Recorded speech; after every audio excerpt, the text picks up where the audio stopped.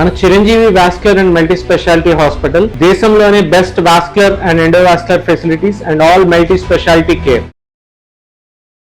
Suman TV ప్రేక్షకులకు నమస్కారం. July 21 నుంచి 31వ తారీఖు వరకు మీన రాశి వారికి ఎలా ఉండబోతుంది, రాశి వివరణ, పరిహారాల గురించి తెలియజేయడానికి ప్రస్తుతం మనతో పాటు ఉన్నారు ఆస్ట్రో యోగం నిర్వాహకులు, ప్రముఖ జ్యోతిష్యులు బ్రహ్మశ్రీ నందిబట్ల శ్రీహరి శర్మ గురువు గారు. వారితో మాట్లాడతాం. గురుగారు నమస్కారం. గురుగారు వాగర్థ వివ సంపృక్తౌ వాగర్థ ప్రతిపత్తయే జగతః పితరౌ వందే పార్వతీ పరమేశ్వరౌ. ఆదిత్యాయ చ సోమాయ మంగళాయ బుధాయ చ గురు శుక్ర శనిభ్యశ్చరాహవే కేతవే నమః. శృంగేరి జగద్గురు పీఠాధిపతులకి, కంచి పీఠాధిపతులకి నమస్కారములు తెలియజేసుకుంటూ కార్యక్రమాన్ని ప్రారంభిద్దాం. గురుగారు, చివరి రాశి మీన రాశి జూలై 21 నుంచి 31వ తారీఖు వరకు ఎలా ఉండబోతుంది? గ్రహ సంచారం వల్ల ఎలాంటి ఫలితాలు ఉండబోతున్నాయి? మీన రాశిలో జన్మించినటువంటి వాళ్ళకి సంపూర్ణముగా గురు అనుగ్రహం ఉందమ్మా. అందువల్ల చేపట్టినటువంటి పనులలో ముందుకు సాగుతాయి. అలాగే కుజుడు కూడా సంపూర్ణంగా ఉండడం వల్ల ధైర్య సాహసాలు ప్రదర్శించి అన్ని విధాలుగా కార్యక్రమాల్ని చక్కబెట్టుకుంటూ వస్తారు. అయితే ప్రధానంగా ఒక విషయంలో మాత్రం వీరు సిద్ధంగా ఉండాలి. ఏంటి గురువుగారు? ఈ మీన రాశిలో జన్మించినటువంటి వాళ్ళకి రాశిలోనే శని సంచారం జరుగుతుంది. జన్మశని, ఏలిన నాటి శని అంటారు. కానీ వక్రీకరించినటువంటి కారణం చేత ఆకస్మిక ప్రయాణాలు అనేటువంటివి ఏర్పడతాయి.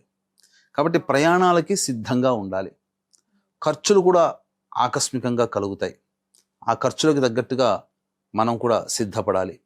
అలాగే ఇంట్లో వరుసకి పెద్ద అయినటువంటి కుటుంబ వ్యక్తులు అంటే అన్నయ్య మరియు మేనమామకు సంబంధించినటువంటిది, వాళ్ళతో కాస్త విభేదాలు, వాళ్ళ గురించి ఎక్కువగా ఖర్చు పెట్టాల్సినటువంటి రావడం, అలాగే అటువంటి వాళ్ళు మీ మీద ఎక్కువగా డిపెండ్ అవ్వడం, అనగా ఈ మీనరాశి మీద డిపెండ్ అవ్వడం అనేటువంటిది జరుగుతుంది. కాబట్టి బాధ్యతలు తీసుకోవడానికి సిద్ధంగా ఉండండి. ఇది మనం ఈ యొక్క సంబంధించినటువంటి శని మార్పు వల్ల మనం చెప్పవచ్చు. అయితే ఇక్కడ గమనించుకున్నట్లయితే ఉద్యోగస్తులు ఇంకొంతకాలం వెయిట్ చేయాలి. వేరే సంస్థల్లో మారాలనుకున్నా, నిరుద్యోగస్తులు కొత్త ఉద్యోగంలోకి మారాలనుకున్నా, అలాగే ఈ యొక్క సంబంధించినటువంటి ప్రమోషన్స్ కోసం ఎదురు చూస్తున్నా, కొద్ది రోజులు ఓపిక పడితే మంచి రోజులు ప్రారంభమవుతాయి. అన్నిటికంటే ఫైనాన్స్ రంగంలో ఉన్నటువంటి వాళ్ళకి, ఇన్వెస్ట్మెంట్స్ పరంగా స్టాక్స్ మార్కెట్లో పెట్టుబడులు పెట్టేటువంటి వాళ్ళకి, ఇంకా ఏదైనా కానీ వ్యాపార విస్తరణ అలాంటి సంబంధించి పెట్టుబడి పెట్టడానికి ఇప్పుడు అనుకూలమైనటువంటి సమయం. ఎందుకంటే స్టాక్స్ లో పెట్టినా కానీ అంటే ఏంటి, తెలివితో ఆలోచన చేసి సంపాదిస్తారు కదా, అటువంటి వాటన్నింటికీ కూడాను యోగదాయకంగా ఉంటుంది. గృహం కొనుక్కోవాలి అనుకునే ఆలోచన ఎవరికైతే వస్తుందో ఆ గృహానికి సంబంధించినటువంటి లోన్స్ శాంక్షన్ అవ్వడం కానీ, ప్రధానంగా ధనపరంగా ఇబ్బందుల నుంచి బయటపడడం కానీ జరుగుతుంది. ఈ విధంగా సొంత ఇంటి కల నెరవేరుతుంది. అలాగే ఈ సంబంధించినటువంటి వివాహ సంబంధాల విషయాలకు వచ్చేసేసరికి జాగ్రత్తగా ఉండాలి. అంటే వివాహం ప్రయత్నంలో ఉన్నటువంటి అబ్బాయిలు అమ్మాయిలకి అంత ఈజీగా వివాహ సంబంధాలు కోరుకున్నవి లభించవు.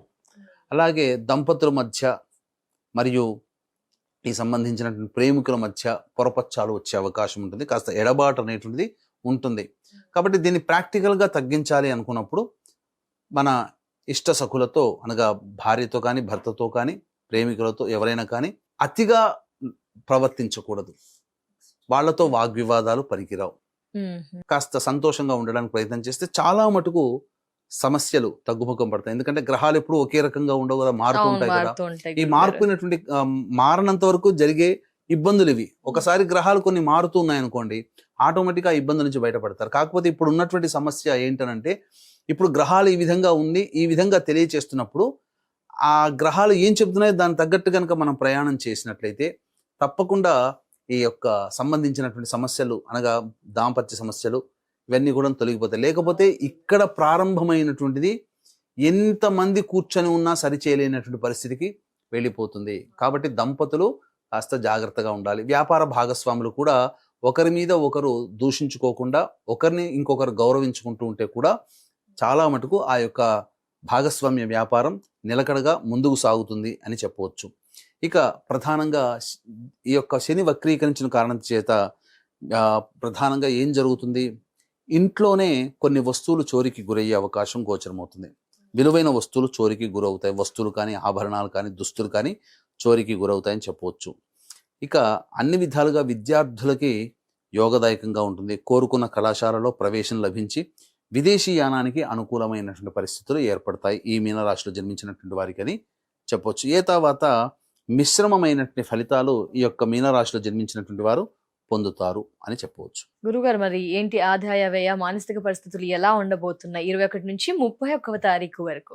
ప్రధానంగా గమనించుకున్నట్లయితే ఇప్పుడు ప్రతి కుటుంబంలో కూడా సమస్య లేని కుటుంబం లేదమ్మా. ప్రతి మానవులకి అవును కూడా గురుగారు. ఏదో ఒక రకమైనటువంటి ఫ్రస్ట్రేషన్స్ తో ఉన్నారు.